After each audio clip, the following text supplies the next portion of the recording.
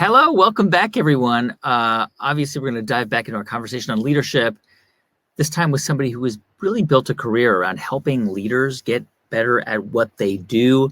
I think if we were on stage right now at the Yerba Buena Center in San Francisco, people would be screaming and just like, oh my God, oh my God, ah! That would be happening. And by the way, I would be the loudest one screaming. I would be that loudest voice because Brené Brown is with us. And if you've ever seen her TED Talks or read any of her books or listened to her podcasts, you know Brené. I've had the chance to interview you when I used to host TED Radio Hour. I got a chance to be on your show last year. You are the best. I'm so excited to have you here with us. And thank you for joining us for the How I Built This virtual summit. And to talk about leadership, wow, we couldn't have picked it better. We're just so lucky to have you. Thank you. Oh my God, it's my pleasure. Every conversation with you, I learn so much, some comfortable, some uncomfortable. So I'm ready to dive in. All right. Well, Brené, let's talk. We're going to talk about a lot of the qualities that you write about: bravery, trust, gratitude, empathy, clarity of values. But I want to first ask you a little bit about your upbringing. You grew up in a suburb of Houston. Your dad worked for an oil company, and it seems like from a pretty early age, you felt like you didn't belong. Not in school, not in Texas, not even in your family. Did you have a kind of childhood version of imposter syndrome? It's a really interesting frame on it. I don't know that I would say it was imposter syndrome. I would just say I, from a very early age, did not feel like I really belonged or fit. I couldn't figure out where was my place? What was my thing? Who were my people? And I loved my family loved me, but I was clearly different than them. I remember, really going back to maybe elementary school, I think that's where I first became kind of a pattern seeker. I remember very early thinking to myself, if I can understand the connection between people's thinking and their emotions and how they're going to behave or show up, that is going to be better for me. That gives me some predictive control over environments that I'm not comfortable in. I was an introvert, and that wasn't really that, we didn't talk about that. We didn't have that language back then. And so that behavior was kind of, you didn't do that. If you wanted to eat at a restaurant, you need to look the waiter in the eye and order. And if you weren't comfortable doing that, you must not be hungry. Like it was a tough Texas upbringing, and zero vulnerability, ironically, but maybe not. Yeah. So it was different, and there was love, but it was also tough. You've written about this and about your kind of rebellious teenage years, and then your 20s when you struggled with alcohol, and eventually you got sober and you joined AA, and you describe both your sort of your time as an alcoholic and then getting sober as this major time of vulnerability in your life, or discovering vulnerability, beginning to discover it, when you had to let your armor down. What do you remember about kind of starting to becoming attuned to vulnerability? Well, I remember going to an AA meeting for the first time. I'm just in 2 weeks ago, just celebrated 25 years sober. So this was a long time ago. And I remember someone telling me after the meeting, I don't think you should be here. I think you should be in this other meeting for like codependence. And then I went to that, and they're like, man, you should, I think, and I couldn't figure anything out. So finally I went to another AA meeting. I went to dinner afterwards with like a quick sponsor you're supposed to make. I'm a rule follower. And she's like, listen, you need to quit drinking. You need to quit working so much. You need to quit, being involved in your family stuff, and you need to quit emotionally eating. You have like a poo-poo platter of addictions, just a little bit of everything. And I was like, holy shit, what am I going to do with my Yeah. time? I'm like, what's left? So I remember thinking, and of course, like you can only picture this guy. Like, I'm like, okay, I don't even find a place where I belong within within the recovery community. Jesus. Yeah. But I just kind of tried to do all of them at one time a little bit. Quit smoking, quit drinking, got a great therapist. And I think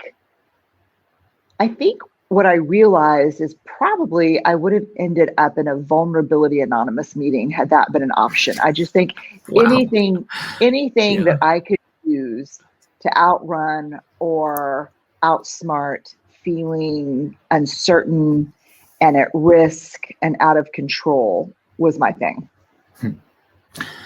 Of course, everyone watching and knows that vulnerability became really the central theme, a central theme in your research. Shame as well, at the University of Houston, where you have an academic appointment, and you began early on in your research. Going back to when you were doing a PhD, you began to see how critical it was for leaders, for all of us, really, to understand the powerful emotions that play out in the decisions we make. And basically, you came to understand or realize that vulnerability isn't a weakness, but a strength. And you came to this long ago. Now everybody's talking about it, but you came to it long before people were talking about it. And you concluded early on that vulnerability is actually a pathway to good leadership. How did you come to that view?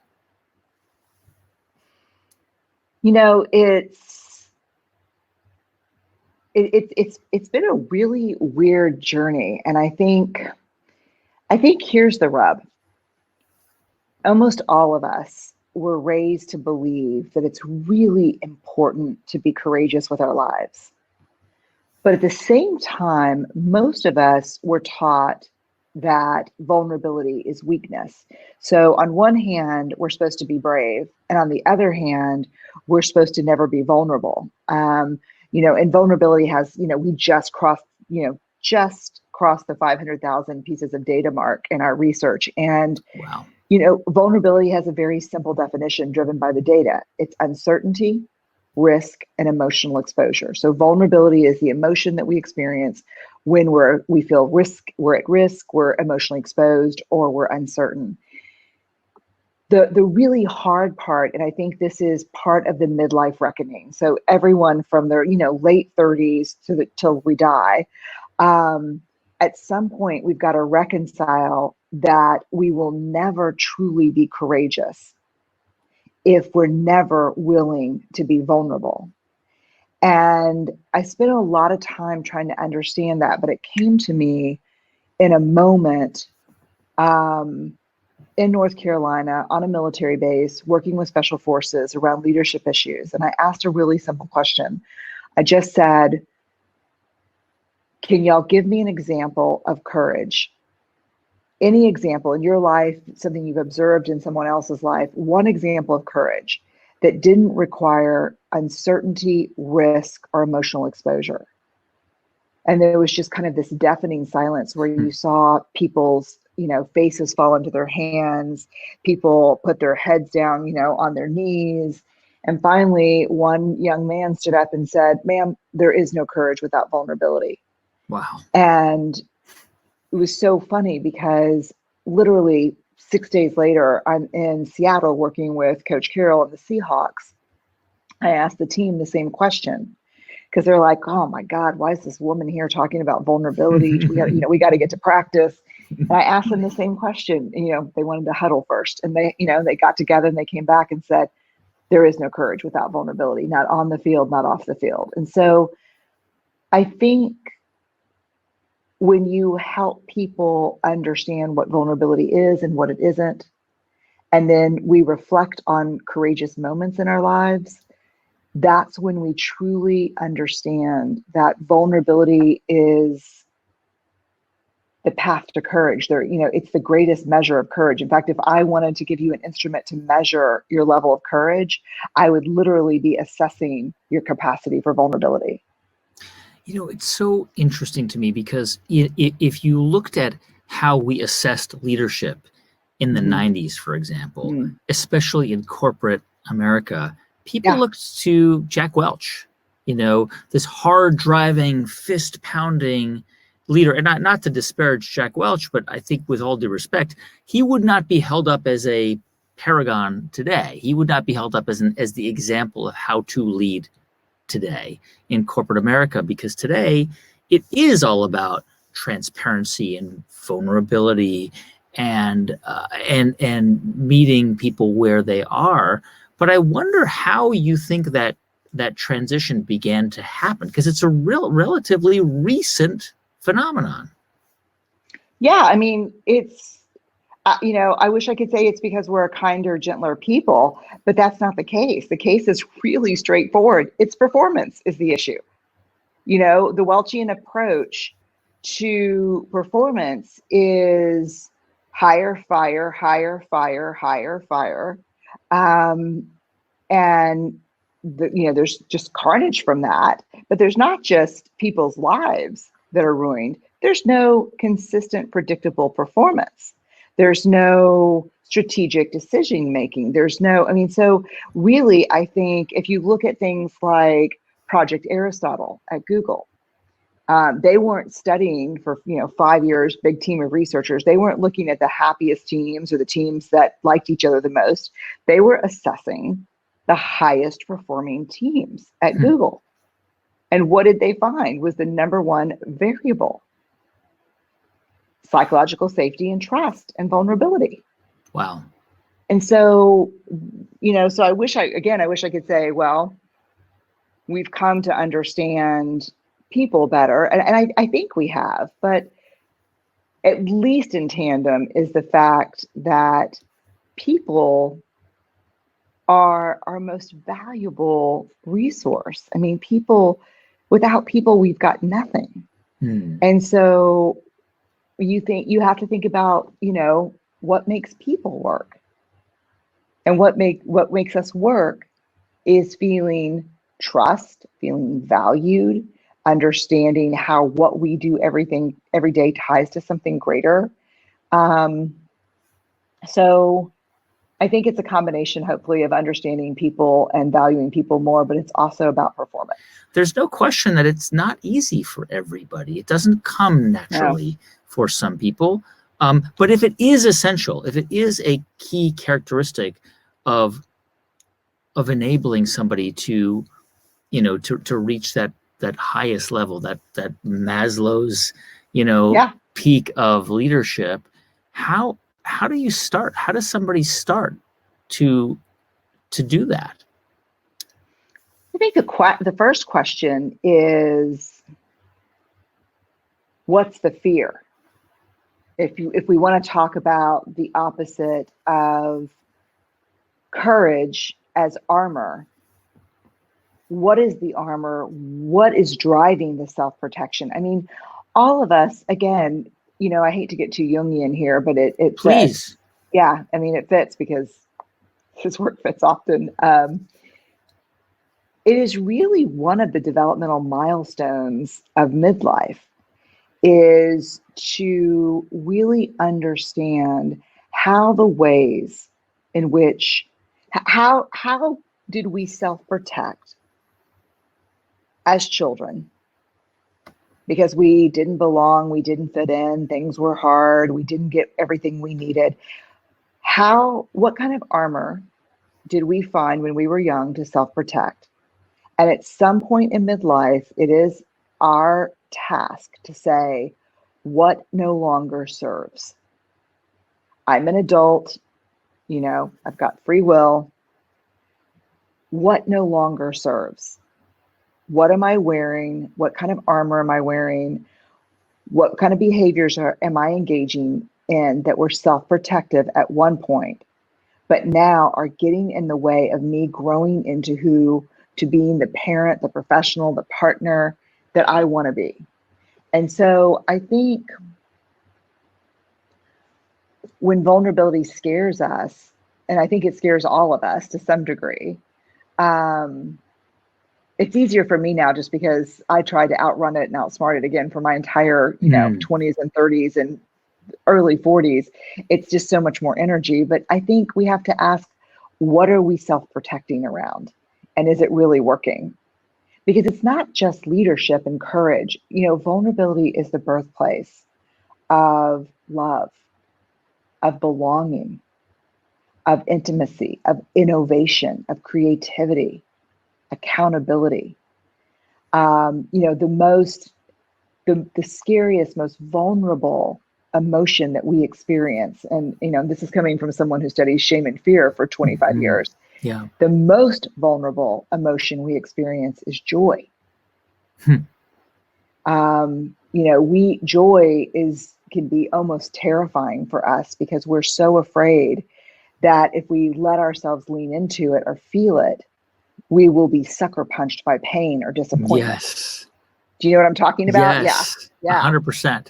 Yeah. I call it foreboding joy. I ask parents all the time, how many parents have ever stood over their child while they were sleeping and thought, oh my God, I love you like I didn't know was possible. And then in that split second, pictured something horrific happening to their child. And the answer is about 95% of parents, because we trick ourselves into believing that if we dress rehearse tragedy, then when something bad happens, it will hurt us less. Yeah. And the truth is that you can't prepare for that, but you can certainly squander joy. And that in itself is very risky, because it's actually joy that helps us build resilience, moments of joy. I was looking on social media, and it's prom season. And I remember my daughter just graduated from college, but I remember her senior prom, and I remember her boyfriend at the time coming to get her, and his truck was there, and we took a couple of pictures, and they were walking, together to get in his truck to drive to prom. And all I could think about, what do you think was the one thing going through my mind? You've grown up, right? You're leaving the house. I'm thinking car crash. Okay. I'm thinking prom night. I'm thinking car crash. I'm thinking,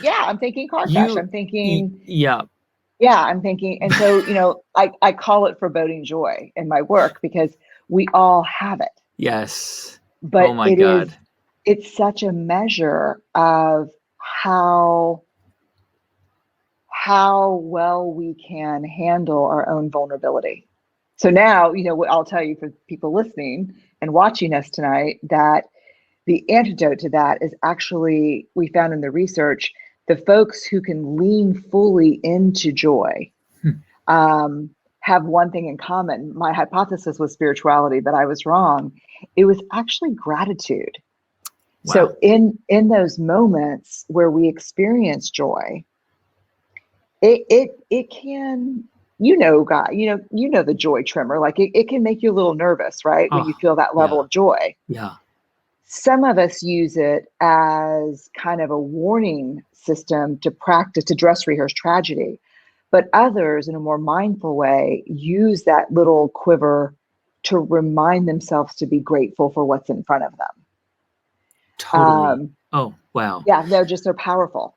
I mean, I keep thinking about my younger son crawled into our bed in the middle of the night last night. Every once in a while it happens, and I had that experience of he was in there, and I just hugged him, and it was that kind of impulse. But also, there are moments, I think we all experience this, whether we're parents or as leaders, where something amazing is happening. I see this on our show, where I look at the team and they're just so incredible. They're so good at what they do. They're working at the highest levels. And I do feel that incredible sense of gratitude. And those are the moments where I'm actually operating at my peak as a leader, when I just admire and just soak in, a great episode of the show, just a great moment that we all come together. It's what you're saying is, it's kind of like sharpening all of those impulses. That is the most beautiful way to put it, because when you think about emotion, including joy, there is a sharp prick to those. And so what we think we can do sometimes is, let me do this. When that sharp prick is a kind of a negative emotion, let me numb that. But I want to be alive to all the great emotions. But we can't selectively numb those. And so here's a leadership translation of foreboding joy. I see this all the time in leaders I work with. They refuse to celebrate small moments and small achievements out of the fear that if they do that, people will take their foot off the gas and people will back down from the warp speed work, and they will stop pushing as hard. And if we stop and celebrate and we're grateful at this moment, people will slow down. Well, we don't have a shred of evidence. We have zero data that show that when we recognize people, when we're grateful, when we celebrate a moment, that people stop working hard. In fact, all the data say the opposite. The data say that when we slow down, show gratitude, celebrate small moments, it actually prevents burnout and people redouble their commitment to work. But yet the foreboding joy of leaders is sometimes that, God, you know what? We made our numbers. We had our call with Wall Street. It's great, but no time to celebrate now because maybe we'll double them next quarter. Yeah. It's just the shittiest way to work. It's awful. And it's such an important point, making the connection between joy and vulnerability, because it's not a connection that many of us make, right? Because I think when a lot of leaders, particularly leaders who have trouble showing vulnerability, and this is not a criticism, I think it's very difficult for a lot of people, understandably, because it's scary. But I think a lot of people think of showing vulnerability as like a circle where you're all crying and everybody is hugging each other. That's not what it's about. That's not what you're talking about. No, no. In fact, I'll tell you this really short story. So I'm giving a talk to a group of relatively new CEOs who have received funding, and I'm done with the talk. I'm getting ready to kind of walk out, and a guy comes up to me and says, "Oh my God, I'm drinking the Kool-Aid on vulnerability." And so that's my first flag. My first flag is awful metaphor, awful thing to say, and yikes. And so I'm kind of steeling myself for what's coming next. And he said, "Here's what I'm going to do. I'm just going to lean into vulnerability, and I'm just going to tell the investors, I'm going to tell my employees, I don't know what I'm doing. I'm in over my head and we are bleeding money."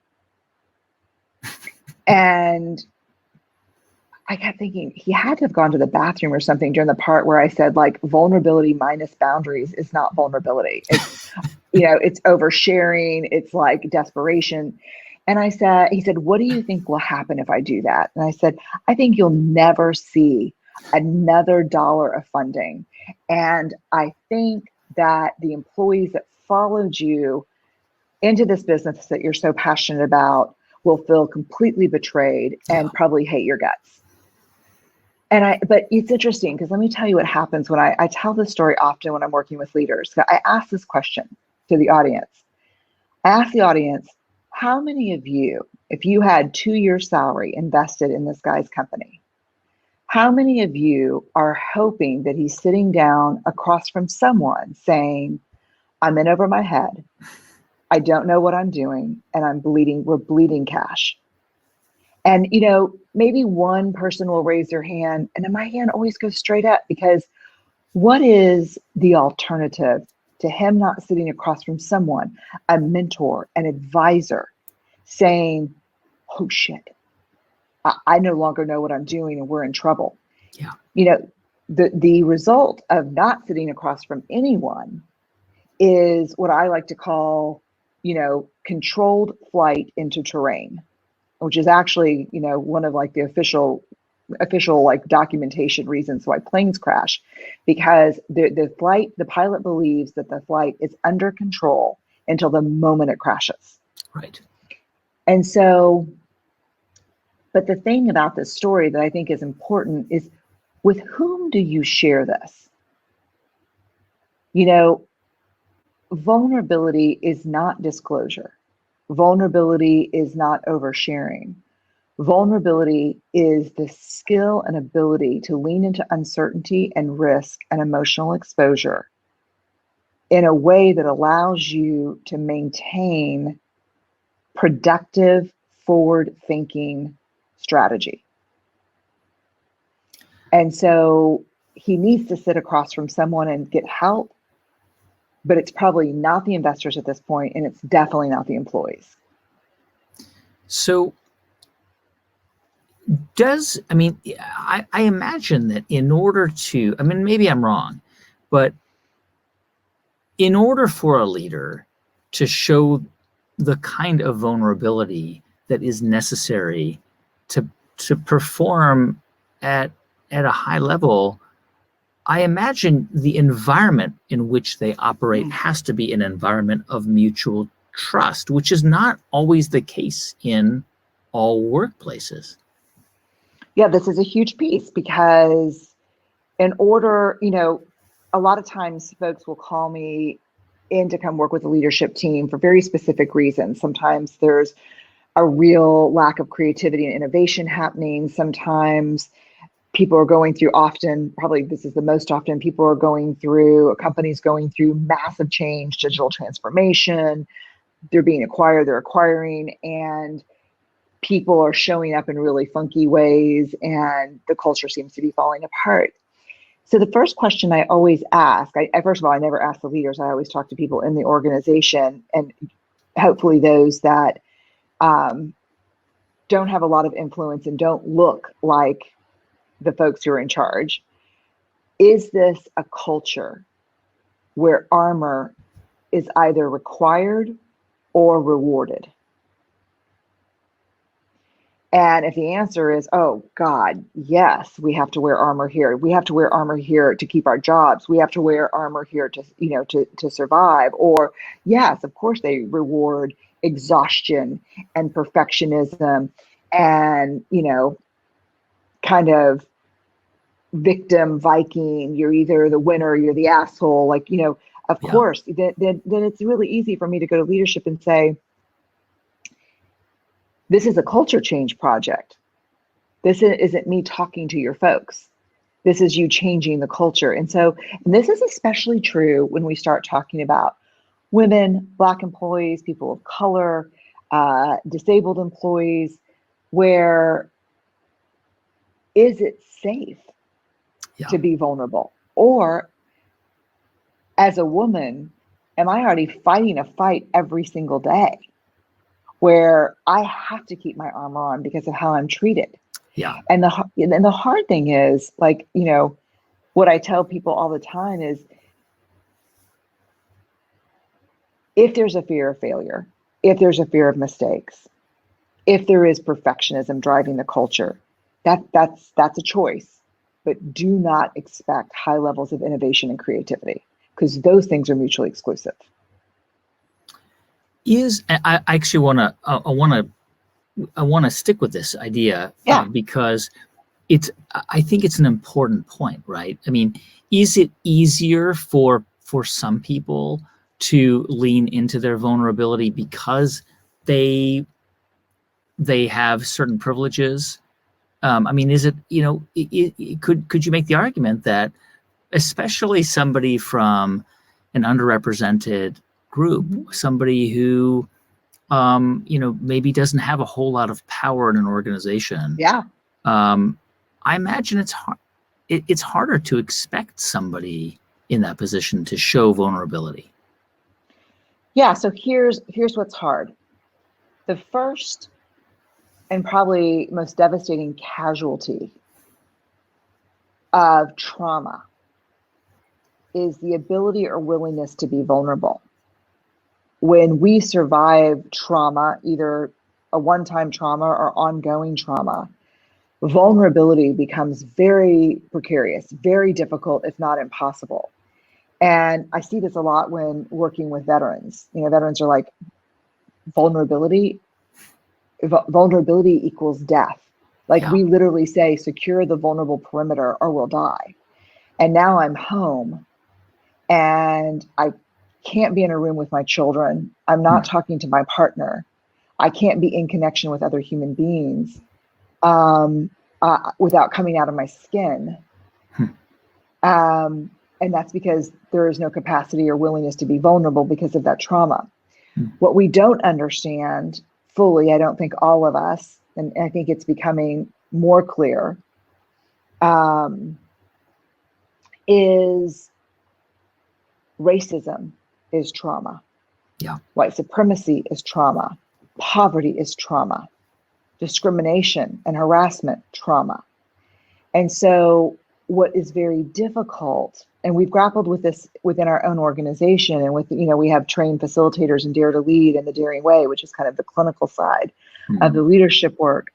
The hard thing is that just because vulnerability is more dangerous and more difficult because of your identity doesn't mean you require less of it in order to lean into your full humanity.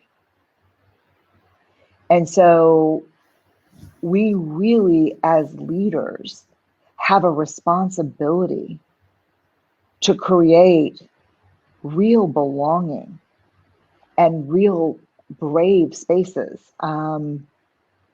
so that vulnerability is not a privilege of a few people.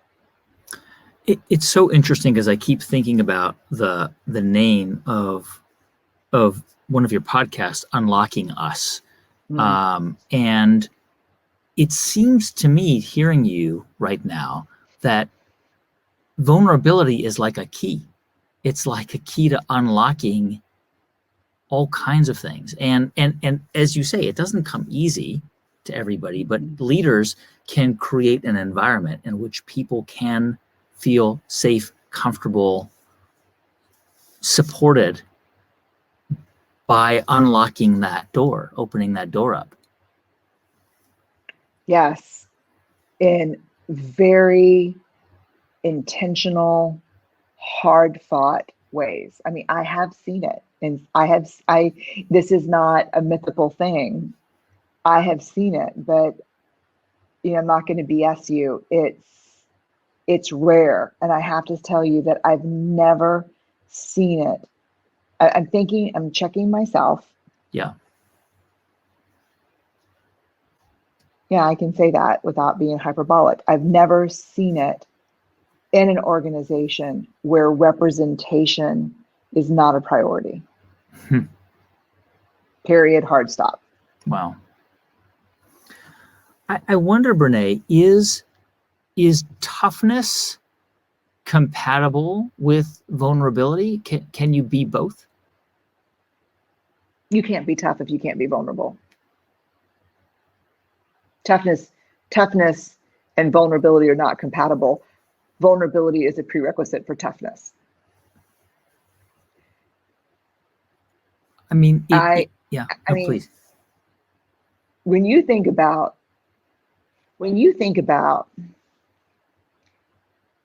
the tough, what is toughness?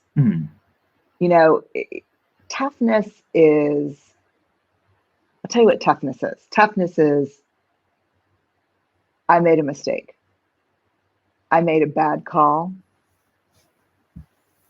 I didn't collect enough data before I made the decision. It cost us a lot of money. It cost us a lot of work. I apologize. I've learned. We need to lean in and fix it. And we need to embed this learning in our culture so we don't make the same mistake again. That's toughness. Yeah. Toughness is, I hear what you're saying, and I appreciate it. I'm not going to be able to take that on right now unless you help me reprioritize the other things on my plate. Toughness is,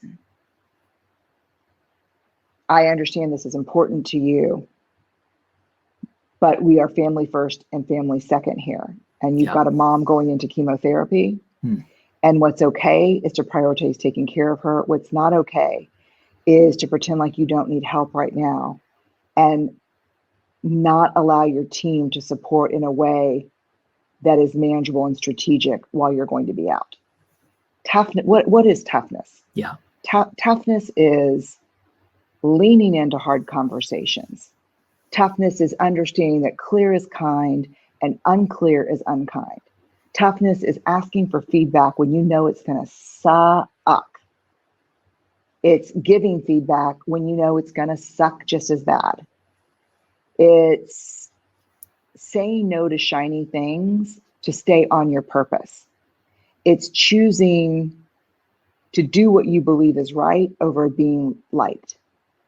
It's taking a stand, and you know your brand is going to take a lot of shit for that stand, but you also know that it's the right thing to do.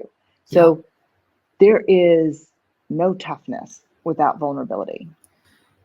Brené, a lot of people listening are early in their leadership journeys, or they may be well along, but a lot of folks listening have startups, and they're scrappy, and it's tough. You have your own business. You know how hard it is when you're starting out and everybody's doing everything, and there's a lot of energy and also tension, and it can be very there are ups and downs and highs and lows.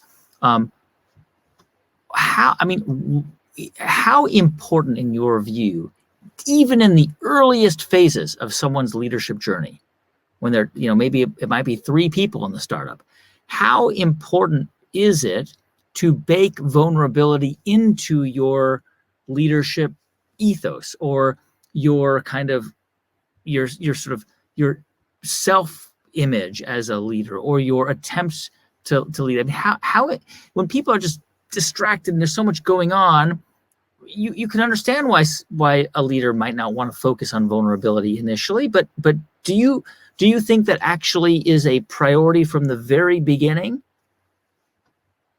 Only if you want to succeed.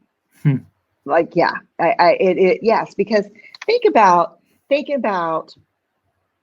we would use a continuum in our work of daring leadership versus armored leadership. Yeah. So daring leadership is courageous leadership. The capacity to be able to, 4 skill sets, very clear from the data, to be able to stay in vulnerability instead of tapping out, to know your values and live into them, to build trust, and to be able to get back up after you get your ass kicked, which you will many times as an entrepreneur. So we've got daring leadership and we've got armored leadership. So how important for a new leader in a startup, an entrepreneur, how important is vulnerability? So let's look at some of the big markers. Number 1, being a knower and being right is armored leadership. Being a learner and being committed to getting it right, that's vulnerable.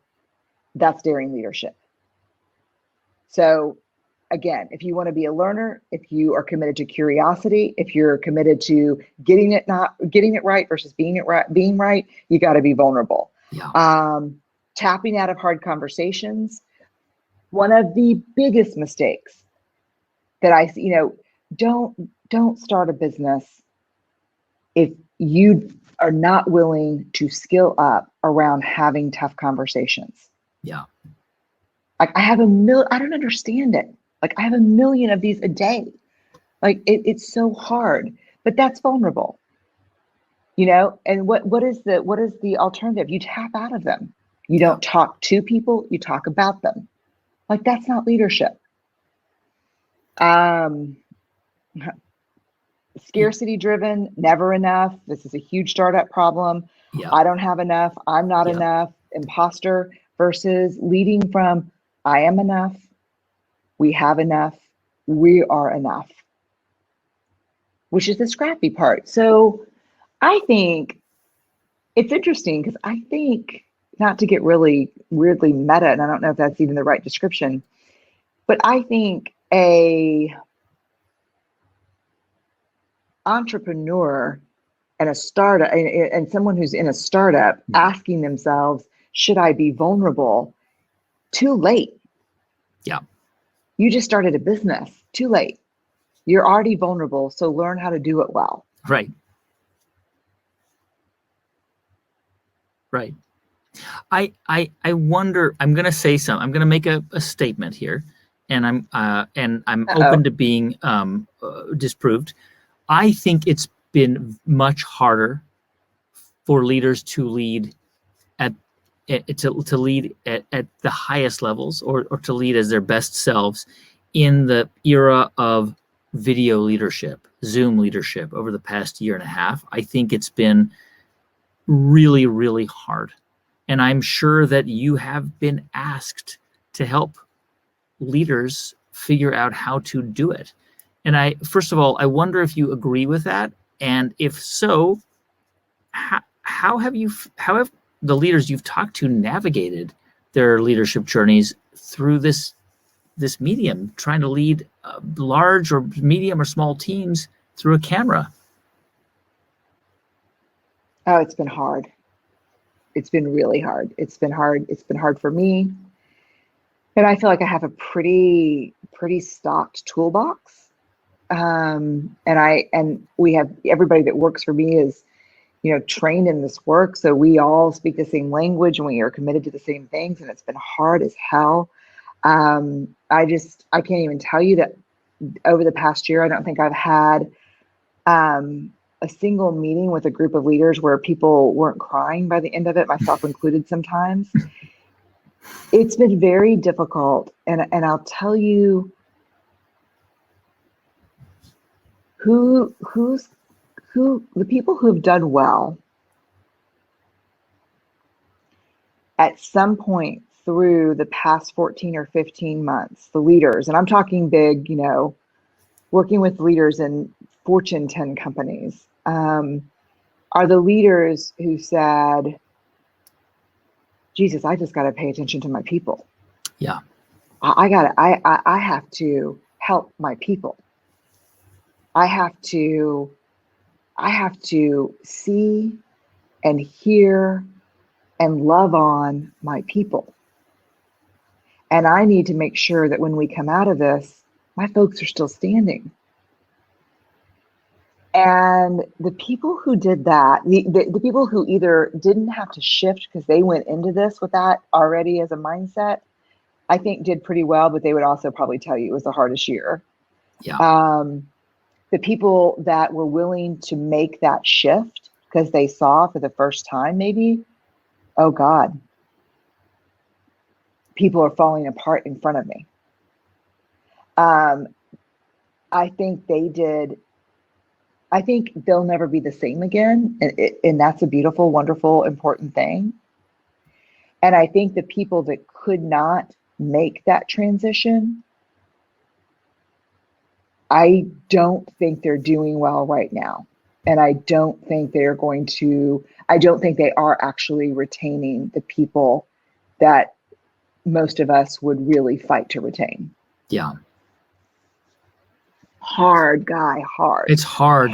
I'm curious, Brené, because you are an academic, you're a scholar, a researcher, and what I love about all your work is that it's rooted in real research in science.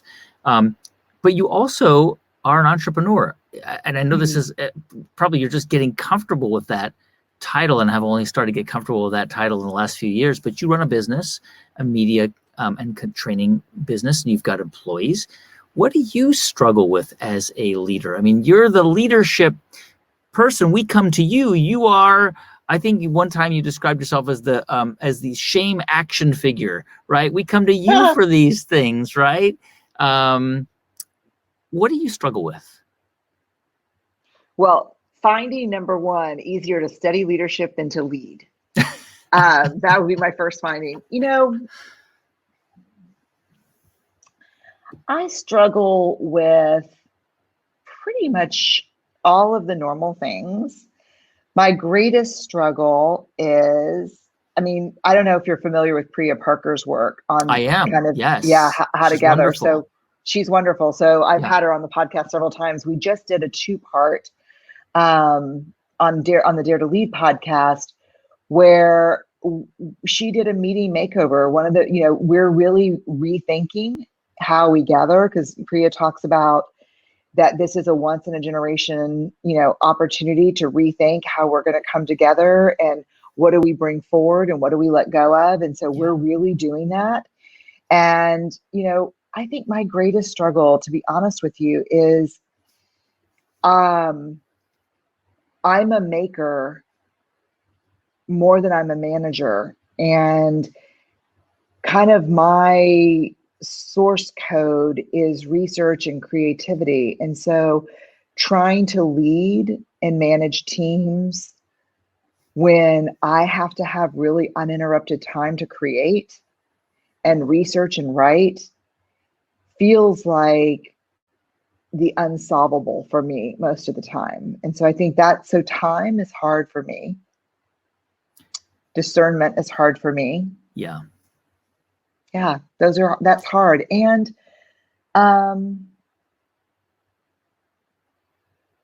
just have this incredible team. Yeah. And they are so willing to say to me, I mean, they will say things to me like, the way that you showed up in that meeting this morning felt really off. I think you were outside of your values. Wow. Yeah, they will. Then I'll cry by myself, get my shit together, think it through, think about what I learned, think about why I was showing up that way, apologize, and do it different. So I don't know. I have an incredible team. We have a very honest culture, and not that like weird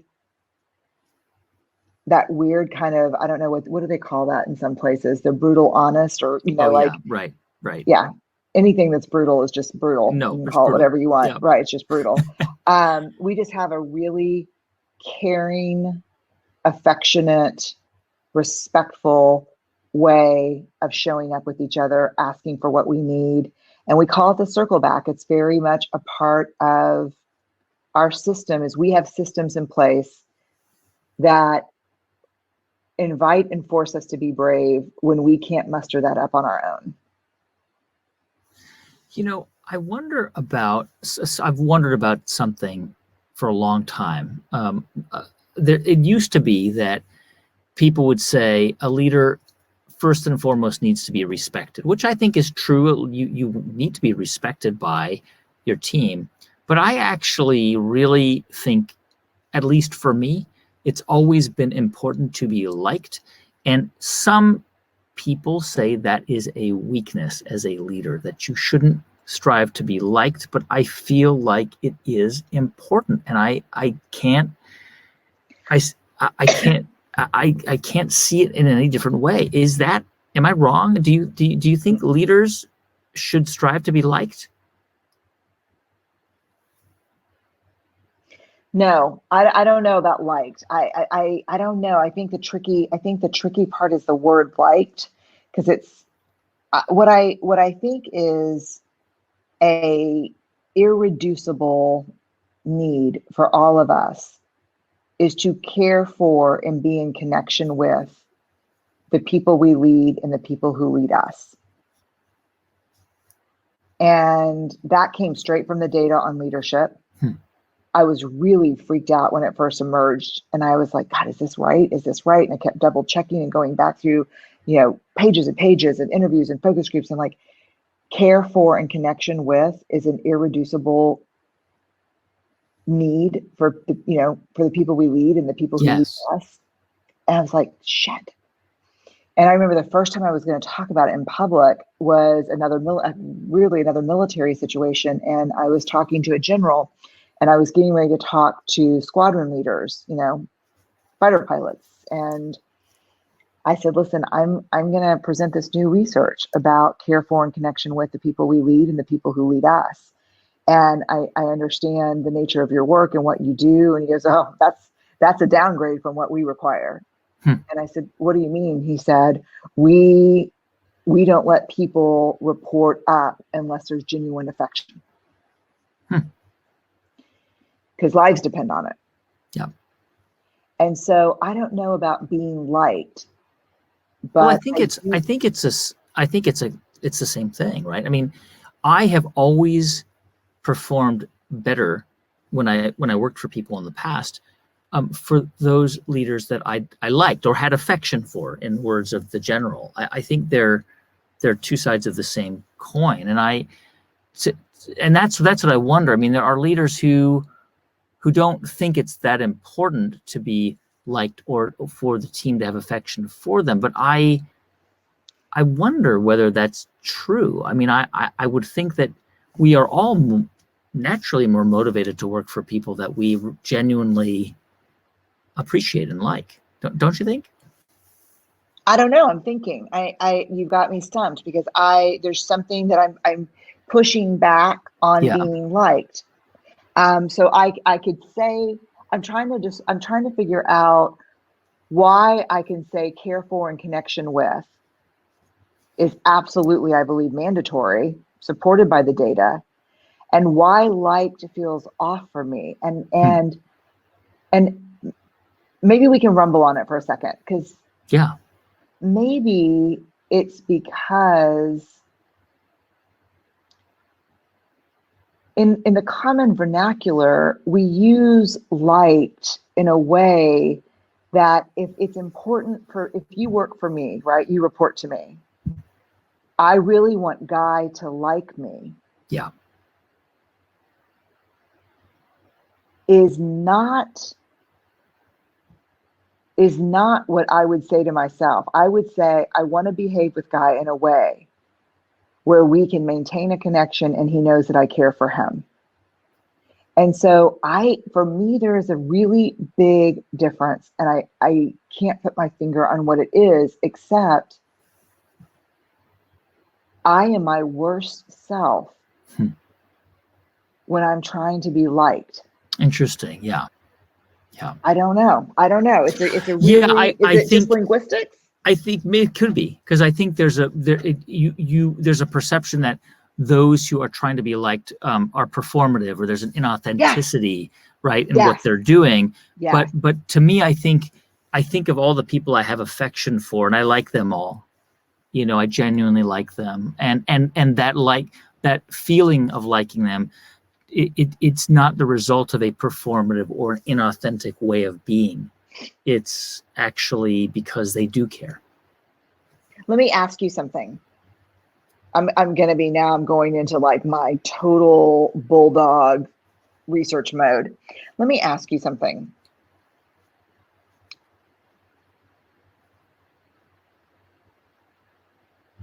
Could you care for and be in connection with someone that you don't particularly like?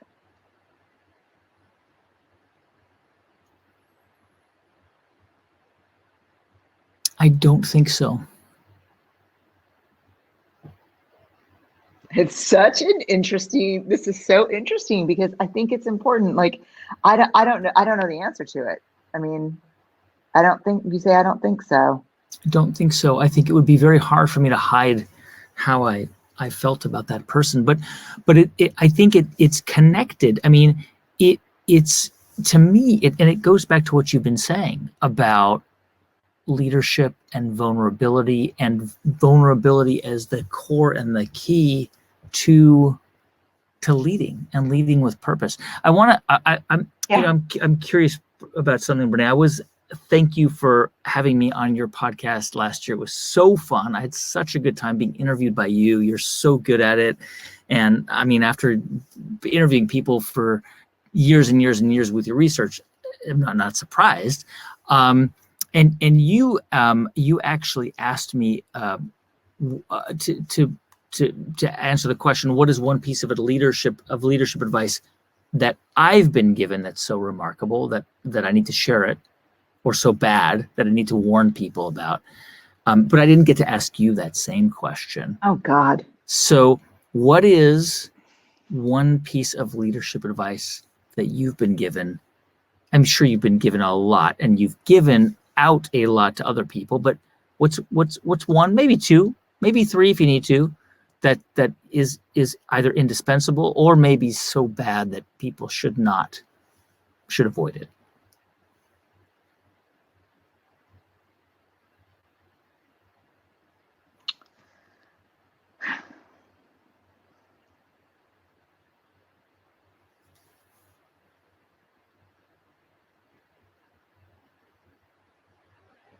I can see the gears turning in your head in real time. It's pretty awesome. Yeah, I have a thinking face. It's my resting thinking face. It never turns off. It's terrible.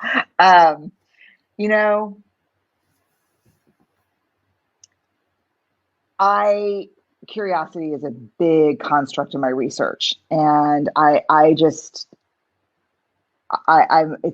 a core value for me. But I just did this podcast with Michael Bungay Stanier, and it was how to get out of advice giving and kind of how to tame our advice giving monster. And I think sometimes because people come to me a lot for advice, sometimes I think it can become how I feel like I add value. Yeah. And he really deconstructed some of that. Like, mostly our advice kind of sucks. When you go into advice giving mode, you're really sending a message that you don't have the answer and I do. And so one thing that he said that I have found indispensable since he said it is stay curious just a little longer. And so I live by be curious, but stay curious just a little bit longer than what I'm comfortable staying curious has been a game changer for me. Stay quiet, just that extra pause. Ask one more question. And that's been huge for me, because I will tell you, I don't believe great transformative leaders have answers. But the most stunning moments of leadership that I've ever witnessed in my career have been observing the questions that great leaders ask people. That's where great leadership really shines. So I'm going to go with a remarkable piece of advice, which is stay curious just a little bit longer, even than you think you need to be. I love it. Brené, you really are, me and millions of people, you're one of my favorite people. You're the best. Oh man, thank you. It is so fun talking to you every time. I learn so much. You're so smart and interesting, and it's just so great having you. Thank you for coming to our summit and being here for our community. Oh my God, it's completely my pleasure. I love everything that you do, and I have to confess, in true confession style, I've never been more nervous ever for a podcast than when we had our conversation. I couldn't even listen to it when we were in editing, because I could hear, no one else could hear how scared I was. Well, I think my sister could, but I was like, I can't interview him. He's like the interviewer. So I appreciate you being on the podcast, and thank you for inviting me to the summit. It's a real joy. You're the best. And everyone watching, thank you for being here tonight. We'll be back, of course, tomorrow, same place, same time. We'll be talking about innovation with Tristan Walker of Walker & Company, with Paul Kadakia of ClassPass, Perry Chin of Kickstarter. And then later on in the evening, I will sit down with Adam Grant, who's also a friend of Brené's, psychologist, expert, amazing writer on how to be creative at work. So see y'all tomorrow. Thank you again for joining us, for being part of this tonight. Once again, thank you to our presenting sponsor, GoDaddy, and supporting sponsors Dell Technologies and Bulldog Online Yoga for making this week's summit possible. Everybody get some rest tonight. Take care. See you tomorrow, and we'll be back right here.